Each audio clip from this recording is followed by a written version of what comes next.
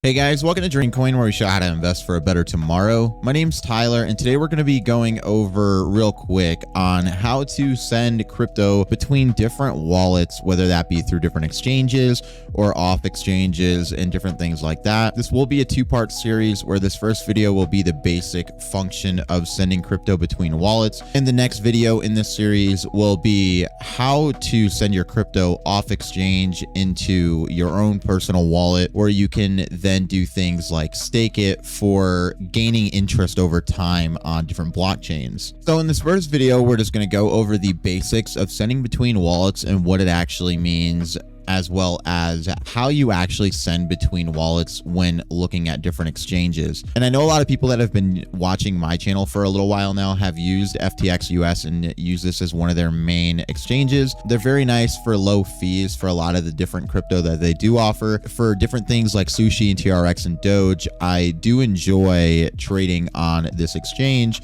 but over time I do like to bring my crypto balances off exchange to rotate them into other altcoins like Cardano and different things like that. So what we're going to be doing is going to wallet up here first to start the whole process. Now, I don't currently have that much in this wallet, just mostly because I've already gone through the process of converting a lot of my stuff into Cardano lately, because that's been a significant point of interest for me, and I've been more interested in staking Cardano heavily. But for the amount that we do have on here that I left in for the purpose of this video, we have about $2 in US dollars just to show how the conversion process works. And then we've got about $20 in Doge. Now, the cool thing about FTX is that they make it very easy to switch between currencies. They have a convert feature where you can convert the remainder balance of one of your currencies into another currency. So for example, I don't want to necessarily withdraw US dollars, but I want to convert this into Doge to be able to send Doge out to another wallet on another exchange. To actually convert between the currencies, we're going to click here on convert by US dollars, and we're going to pick the coin that we want to put it in. So obviously we'd go and pick Dogecoin. We're going to hit max, but you can do virtually any amount you want that is compared to the amount that's in your wallet, as long as it doesn't exceed that. And then it's going to give you an estimation of how much Doge it's going to convert to, and it'll tell you if you have any fees associated with this conversion as well. And if you get timed out of your request because you're thinking about the amount you want to do, you can always just hit refresh quote here. It'll bring it back up and you just hit convert. Now we've got that whole US dollar balance in our Dogecoin balance and have approximately 71 Doge from the amount that we've added. This is the part of the process where it comes a little more advanced for some people if they're not familiar with crypto and how to send money between their different wallets in cryptocurrency specifically. But basically what you're going to do for whatever exchange that you're trying to pull the money from is click withdraw. Once you click withdraw, it's going to show you this menu here on FTX, and I'm going to just max it out because I want to do my whole balance. But again, you could do whatever amount you want. And then you're going to need a Doge address, and you can save your addresses for future use, but this is basically going to be the receiving wallet address that we are sending this to. If I go here on Binance, I'm going to go to my wallet and I'm going to hit deposit. I'm going to go here and select Dogecoin, and you see I have a Doge address right here, which is going to be blurred out. As we look through here, we're just going to hit copy. We'll have it copied to the clipboard as it says up here, and we're going to come back over here to FTX US. To save the address for future use, you can just save an address. So say Binance wallet, just to make it easy. It's going to send you a two-factor authentication code. You just got to verify there real quick. And then once you have everything set, you're just going to hit withdraw. Now you're going to see that in your wallet area, you don't have any more Doge here on FTX US. And if you go to your withdrawals panel, you can see that it says requested under status. Usually it just takes a little bit of time for this to go through. I've never had it take longer than a couple hours, if that.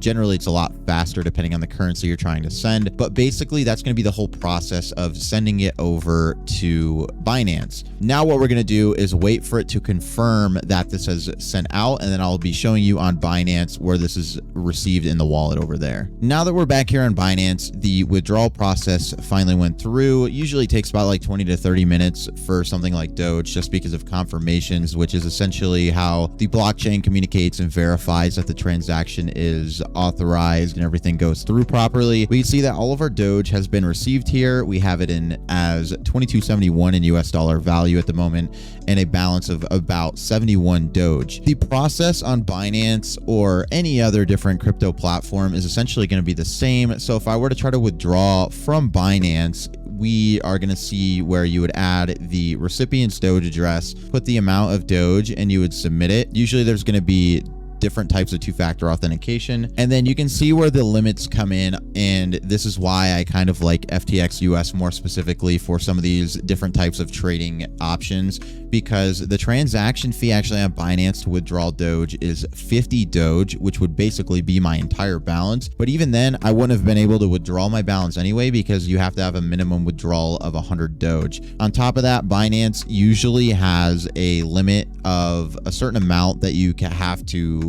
use when you are buying and selling out of different crypto. And so depending on what your cash situation looks like, or if you're just trying to do small amounts over time, you're just trying to sweep pocket change in every day, whatever your different types of preferences are, you're going to be looking to find a platform that's lower in fees and less restrictive on anything, which is why FTX US is a very good option. One of the big reasons I do come onto Binance though is that they do have a large variety of altcoins, so you can get into things like Raven Coin, Atom, and AMP, which are very nice tokens as well. But on top of that, you can just make it very easy to get all of your altcoins in one spot. So if you don't mind some of those fees and you do have a bit more cash to burn, some of these restrictions aren't going to be too much for you depending on what you're trying to accomplish. I've been having a lot of people asking questions since my last FTX US video on just the general overview of the platform. So hopefully this helps out if you're trying to transfer crypto between different wallets, whether between exchanges or outside of wallets. It's all going to be the same process. You're just going to need that address and